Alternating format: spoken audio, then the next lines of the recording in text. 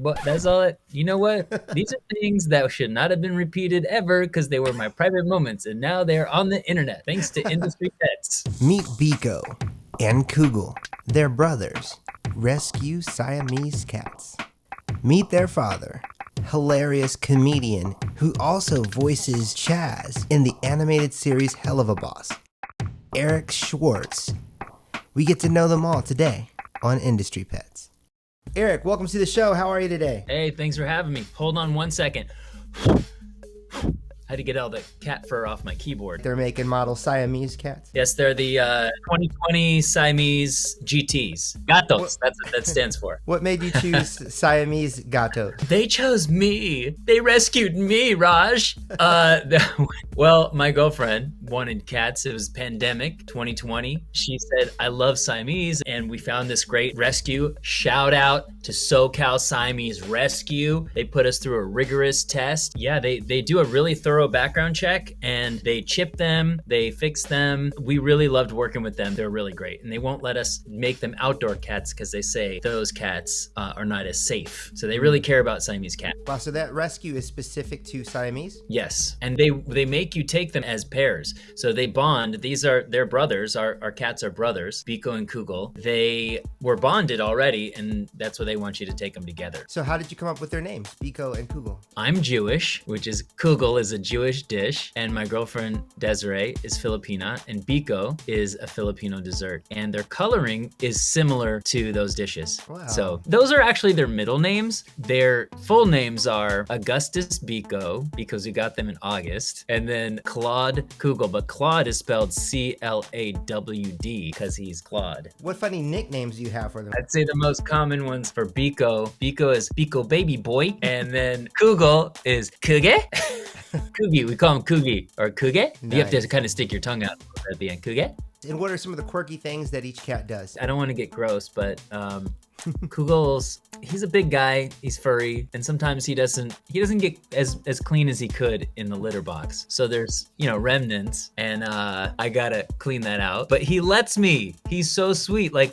He's like, okay, he doesn't like it, but he lays down and lets me do it. Lately, he's been just like trying to be patient with me, but he's like, come on, finish up. And then Biko seems like, I don't know what it is. When I go to take a shower, he wants to cuddle. I think it's when I get naked or something.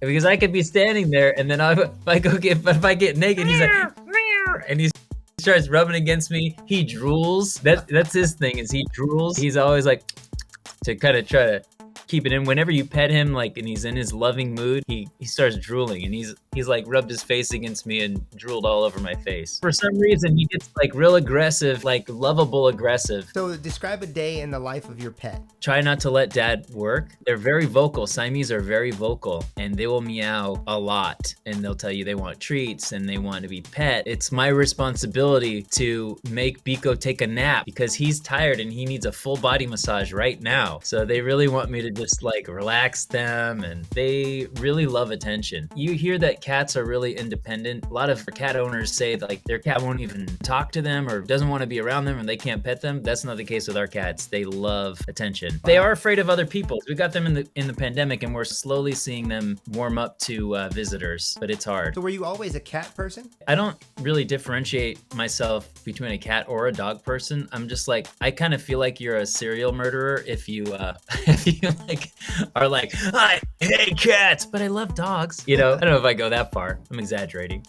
Look, I love animals and I love dogs, but cats, where we live, it's the best option for us, and be a dog probably wouldn't be happy where we live. Yeah, I've always loved cats since I was a kid. When I was growing up, I adopted a neighborhood, maybe feral cat. I don't know if it was feral or what, but it would come around from time to time at our house. And then I was with my little sister who was 4 years old, and I go, what do you want to name her? She goes, Martha. So Martha was our cat, and we talked to my mom, can we feed Martha? 2 years later, we found out Martha was a dude. So Martha was a boy. This whole time we thought we never checked. We took him to the vet, and he said, yeah, this is a boy. This is a boy cat. That was our cat, Martha, the male cat. What are the top 3 treats that your cats love? Oh, number 1 is the squeezy. There is a brand called Churu, and they are these sticks that is like cat Go-Gurt inside, and you just rip off the top and you can feed them right out of the tube.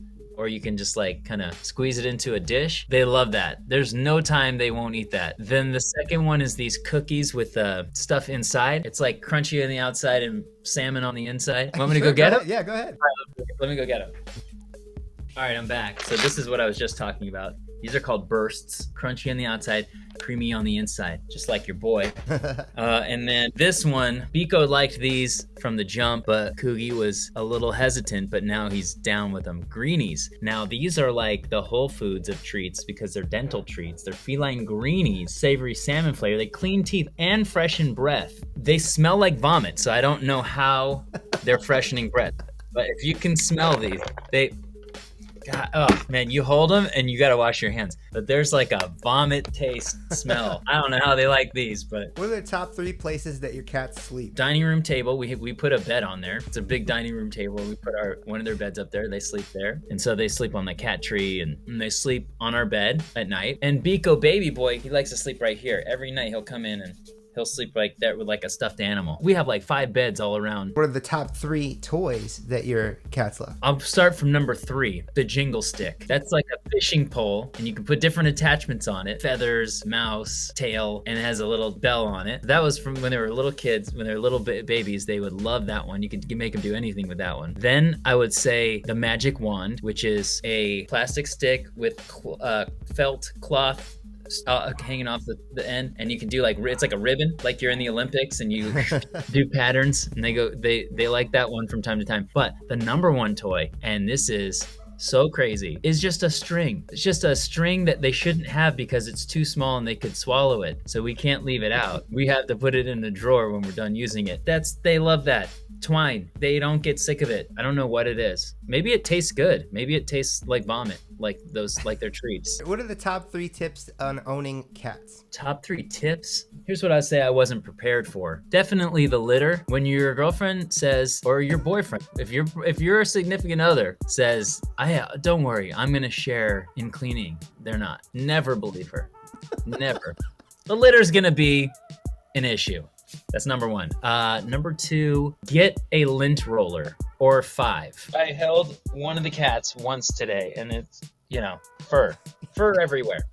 Put one in your car. Put one upstairs, downstairs, everywhere. Number 3, patience, guys. Have patience. No, but just be prepared to have your love quotient go up. That's really why you get these cats, is or any animal, is that, some being that loves you and you love it back, and there's not all of these human problems that go along with it. That leads me into another question, which was, how does having cats affect your life? You got them in the pandemic. It gave us something to distract us from all that. And I've learned a lot, though, from having cats. It's a responsibility that I've never really had. I've always wanted to have pet, and I just remember when they came home and they were meowing, and I had never heard the meowing sound in my house. There's a certain warmth, I guess, that you feel. You're like, wow, there's a living being in my house that depends on me, that loves me.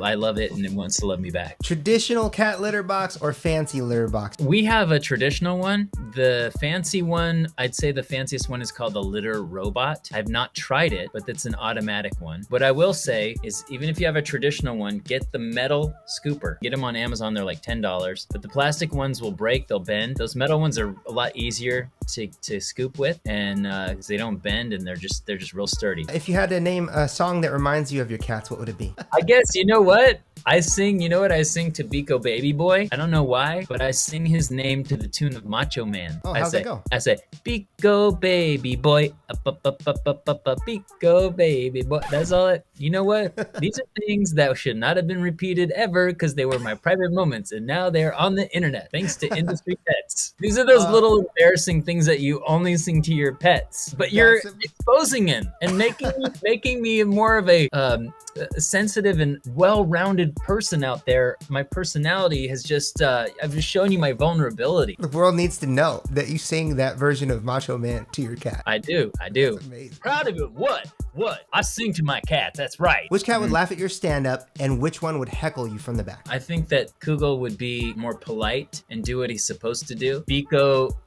but he would laugh, but he would also be more mischievous, and he would probably be the one to heckle first. If your cats could turn human for a day, what do you think's the first thing they would do? Oh man, pooping in the toilet, I hope.